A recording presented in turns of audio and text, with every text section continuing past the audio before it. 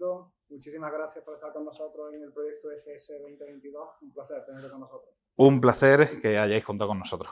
Bueno, un chef para hablar de emociones. ¿Cómo surge esa idea de fundir recuerdos, emociones y gastronomía? Bueno, pues siempre, para nosotros, siempre ha estado ligado, ¿no? El tema de la emoción con la cocina, con lo que queríamos representar en el plato.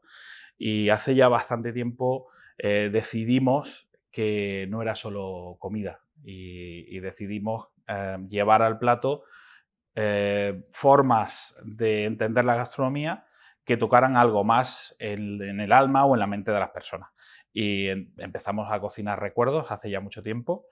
Y nos dimos cuenta que trascendía mucho más de lo que pensábamos, ¿no? Realmente, cuando representamos un recuerdo tocando un plato, vemos lo que son los recuerdos en la mente de las personas, son emociones totales.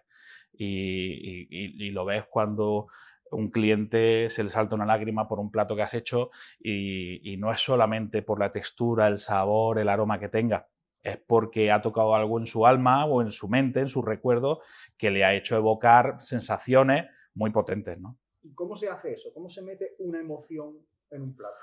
Pues es muy complejo. Nuestro proceso creativo, que es largo y tedioso, hay diferentes formas de trabajarlo, ¿no? Muchas veces empezamos trabajando un recuerdo en sí y buscamos platos, sabores, elaboraciones que lo evocan.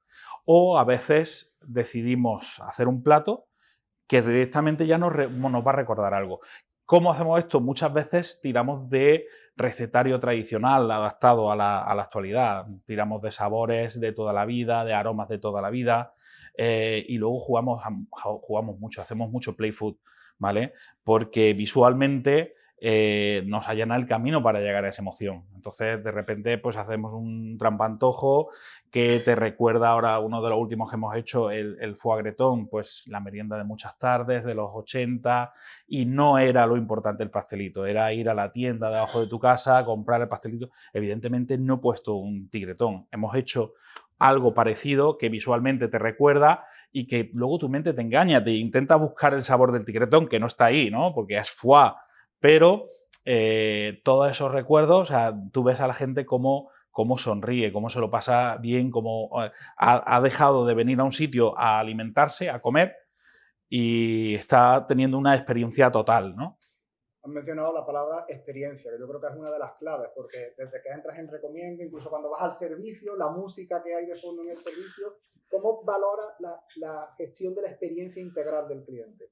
Para nosotros es lo más importante. Nosotros consideramos venir a Recomiendo como una experiencia completa, con lo cual tenemos pensado desde cómo llega el cliente a la puerta, cómo llama, te vas a encontrar esa puerta cerrada, muy hermética, algo muy exclusivo, casi secreto, que llamas, se te abre ese portón enorme y desde ahí ya intentamos meterte en el rollo. Tanto que ponemos unas toallitas refrescantes de inicio y esas toallitas ya huelen a aquel caramelo de Coca-Cola de infancia, ¿vale?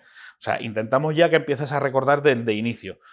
Luego la música, evidentemente, tenemos gente que nos ayuda con el hilo musical. En los baños es diferente, porque la música que ponemos en los baños es solo de series infantiles y series de los 80 y tal.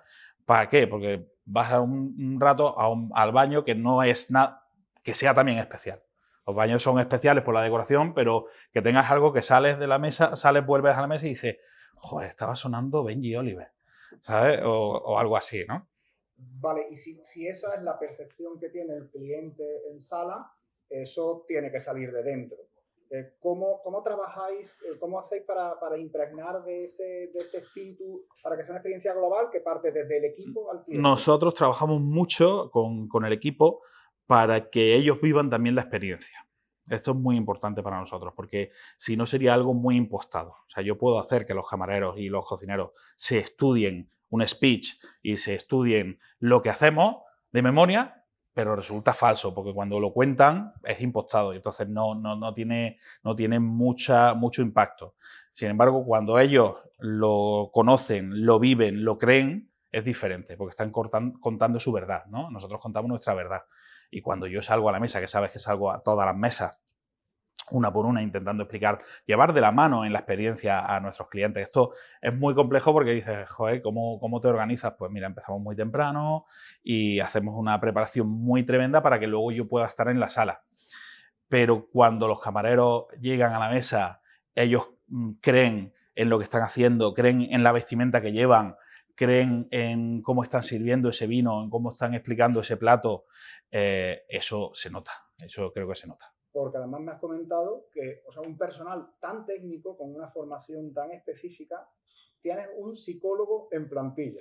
Hace ya más de un año que incorporamos a un psicólogo que trabaja con nosotros pues, muchos temas de los más importantes, ¿no? Gestión de personal, gestión de equipo, motivación, consecución de objetivos, planificación mental, todo esto que parece algo muy etéreo y nos damos cuenta de que es importantísimo, además de la resolución de problemas. O sea, a la hora de tienes un problema, tener una persona que te enseñe a organizar tu mente a la hora de solucionar, eso es brutal, es súper necesario. ¿Y cómo lo acepta el equipo?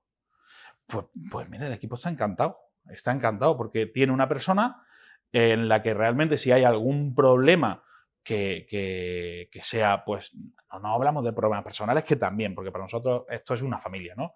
Pero hay un problema de dinámica de trabajo y él va a ser el catalizador de ese problema y lo va a solucionar súper bien. O sea, es que están encantados, están encantados. Es uno más del equipo, ¿eh?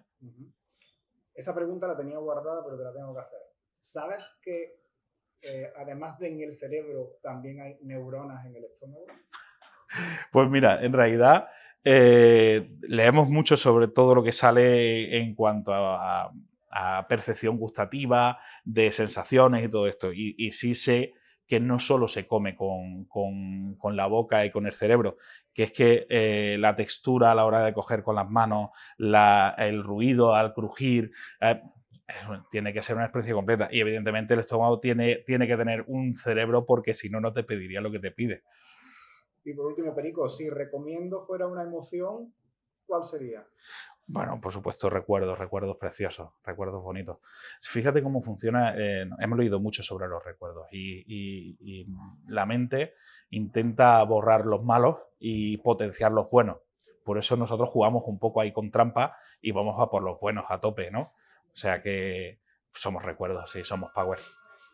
Estupendo, pues Perico, con ese power nos quedamos. Muchísimas gracias por estar con nosotros en Gracias, nuestro proyecto. un placer.